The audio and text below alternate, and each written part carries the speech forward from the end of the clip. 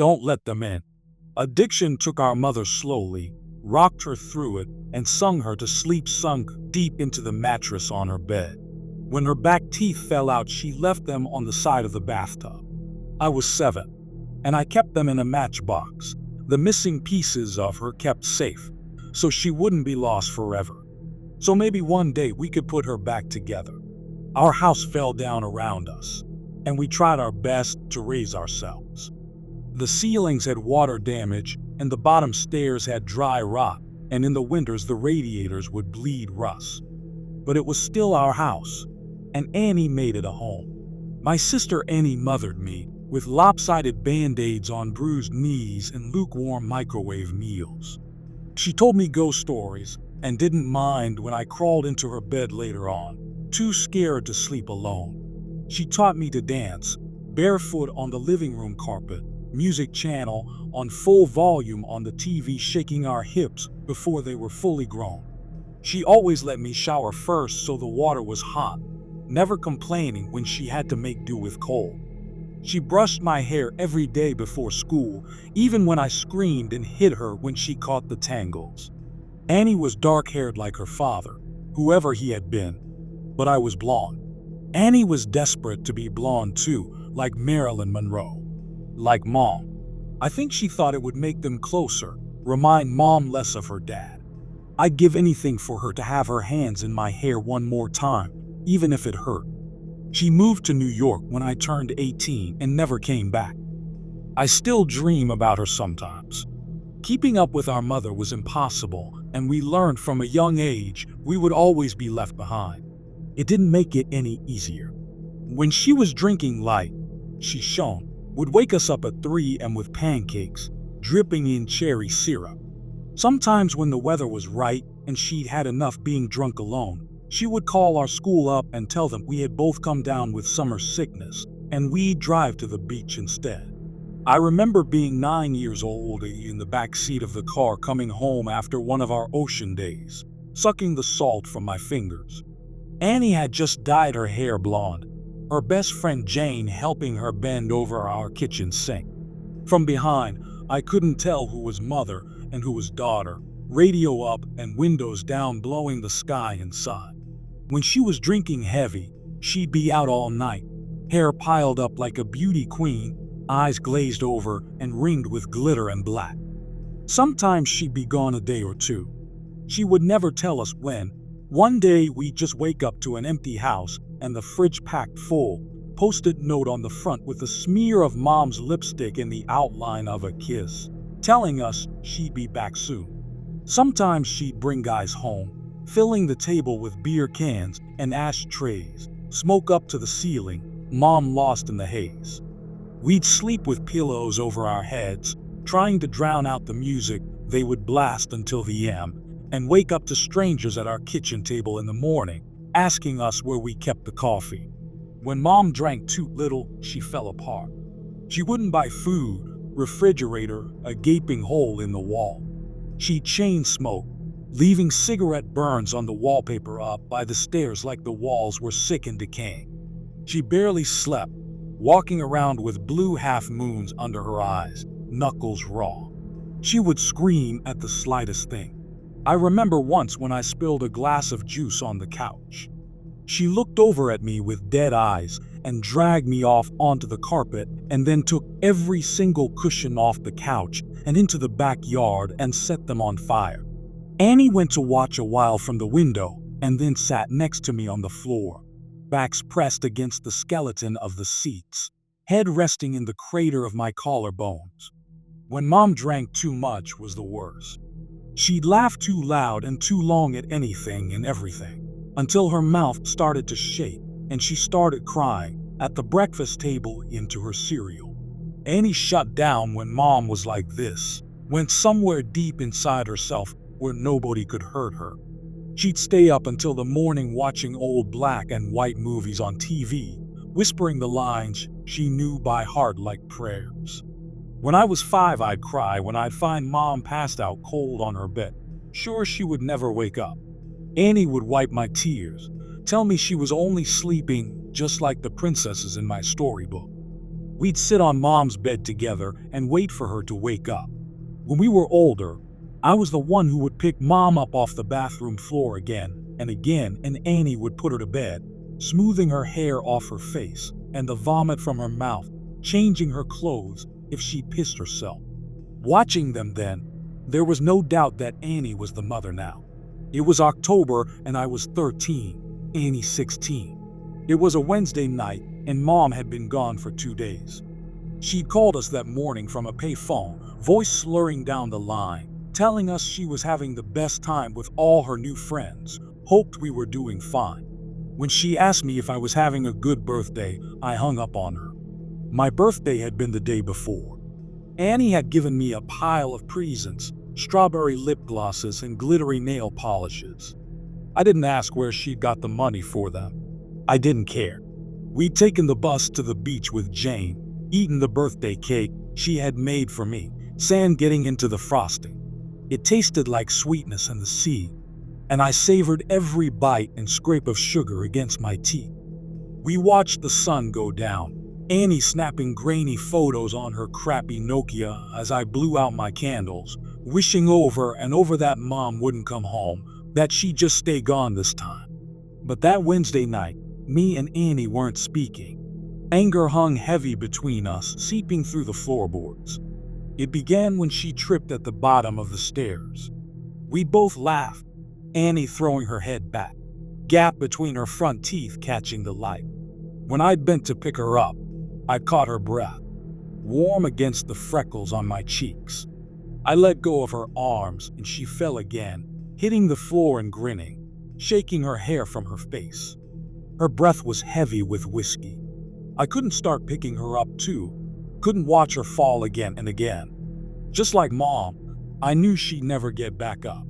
I'd stare down at her, blonde hair fallen into her eyes, and all I could see was our mother. And then I was running, feet slamming the hallway like heartbeats turned loose. I'd run for the kitchen and tip every bottle we had down the sink, shoving Annie back as she fought to stop me, catching liquor on her fingers as it fell. She grabbed my shoulders and made me drop the very last bottle. It smashed between us on the floor, glass shards shining like we dragged the stars out of the sky and broken them, pieces we could never put back. Outside through the open windows, the sky turned pale gold, clouds a mess of pink and cream smeared across the horizon. I cried then, watching Annie on her knees picking up the pieces.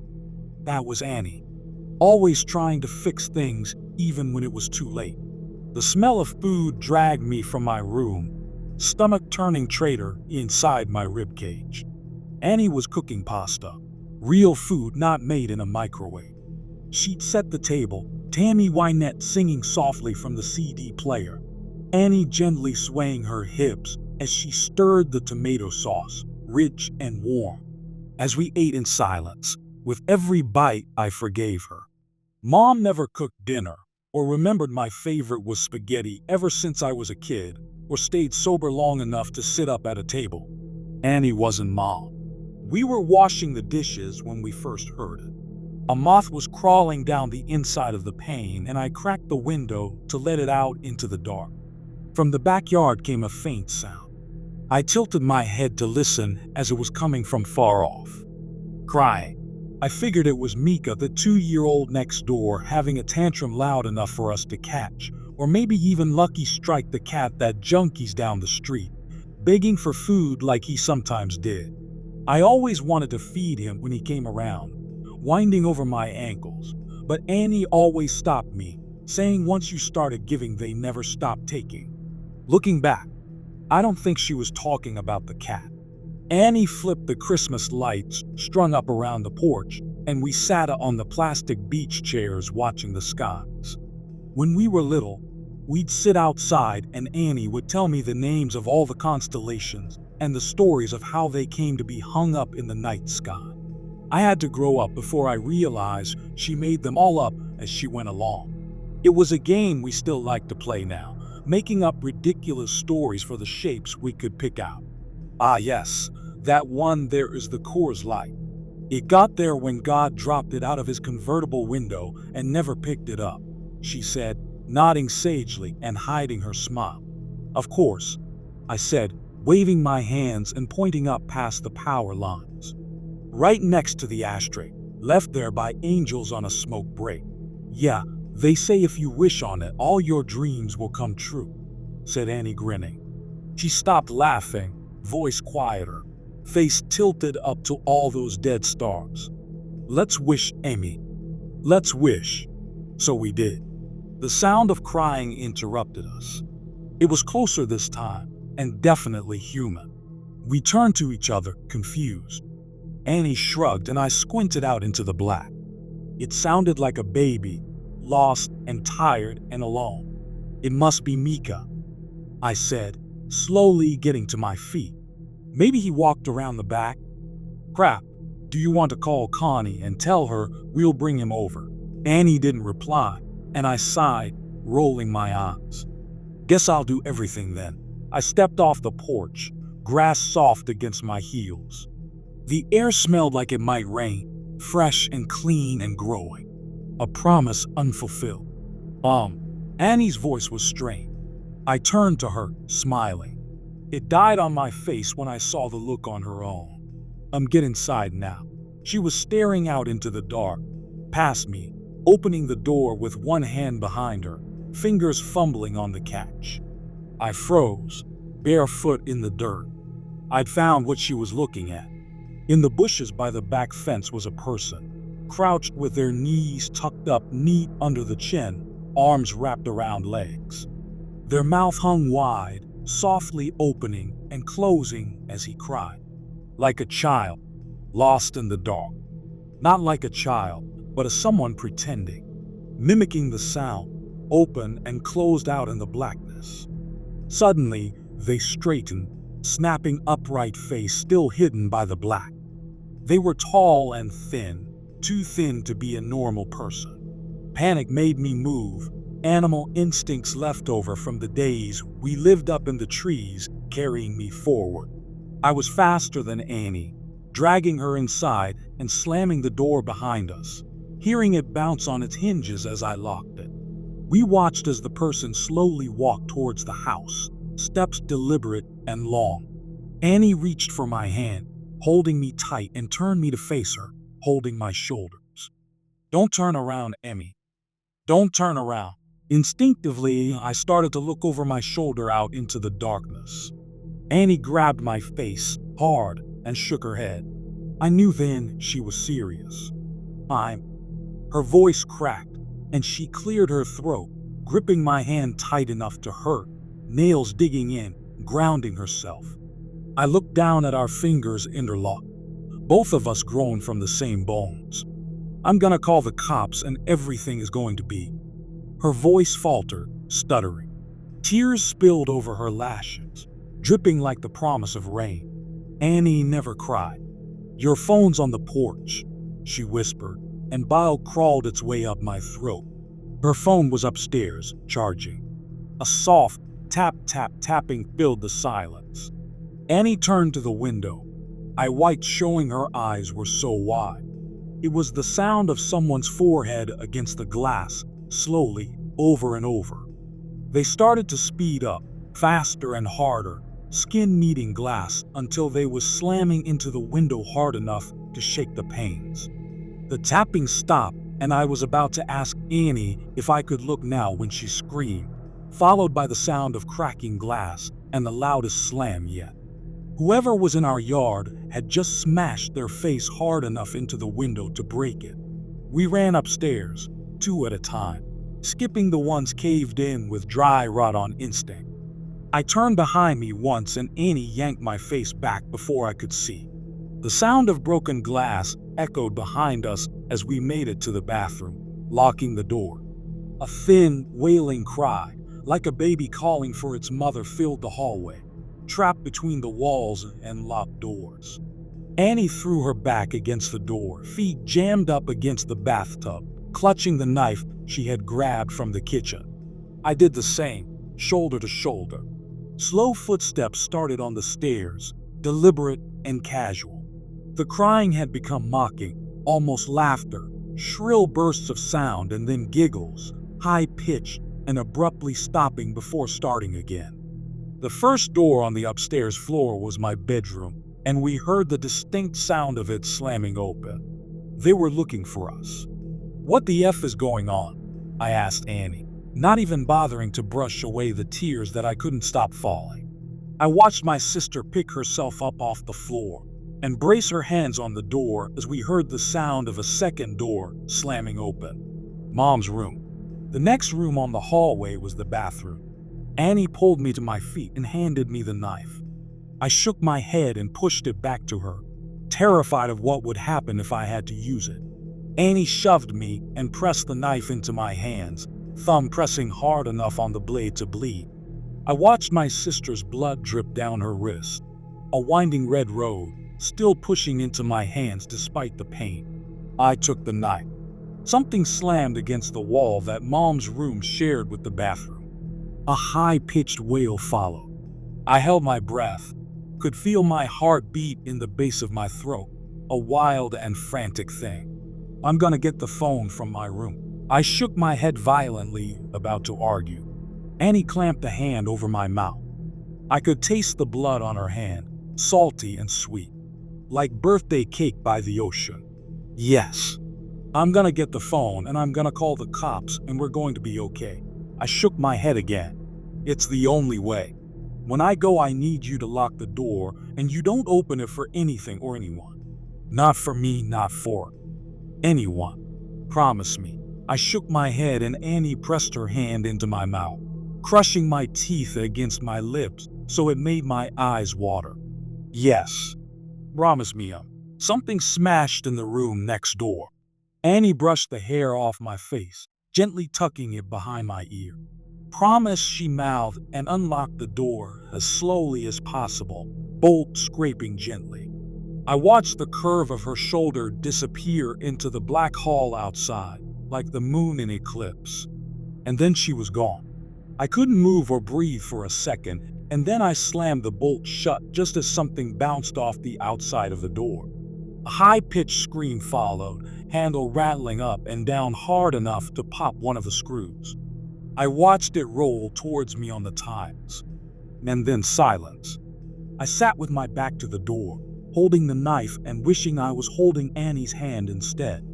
Still silence. Nothing but me and my lungs slowly filling the room with my breath. Came a voice through the door. I started, hands gripping the knife.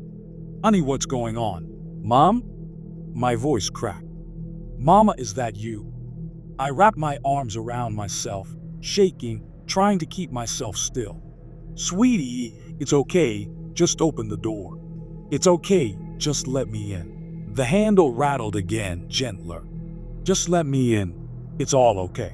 She banged on the door, and I took my handle of the bolt. "Honey, I'm sorry. I'm sorry I missed your birthday. I'm sorry I'm such a terrible mother. Please." Her voice broke and she started to cry. "Just let me in, baby. I'm so sorry." I screwed my eyes shut. She sounded so sad and so lost. I just wanted her to hold me like when I was a kid and I'd coming off the swings with a scraped knee. Maybe this time she meant it. Maybe it would all be okay. My hand found its way to the bolt again. My sister's voice came through the door, warm and gentle. "Yeah, Emily, let us in. It's all okay." My hand froze on the bolt, and I tightened my grip on the knife. Annie never called me by my full name. A hand banged on the door, handle rattling. "Emily, let us in." Annie's voice became low and guttural, followed by the same shrill giggles from before. Mom spoke now, pleading and crying, voice getting louder and louder. "Let us in, let us in, let us in." Over and over again, punctuated by her fists on the door. I thought about demons and monsters. All the bedtime stories we pray don't crawl out from under the bed. That's not my sister, and you're not my mother. I screamed through the door, hands over my head. I climbed into the bathtub and curled in a ball, cradling myself, knife clutched to my chest. I didn't know what it was outside that door, but I knew it wasn't Annie. It wasn't the voice that yelled at when I changed TV channel, the one that sang me happy birthday, The one that told me I was smart even when I got bad grades. The one that read me stories about princesses that never wake up. It wasn't human. Bangs and yells came from downstairs, followed by the footsteps of people running.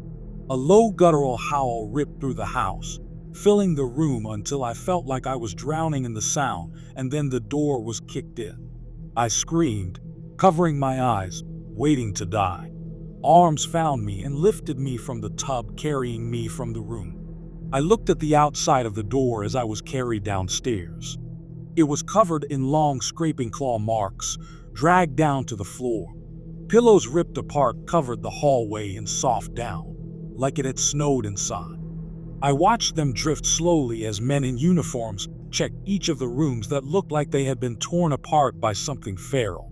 Outside in our driveway were police cars and an ambulance.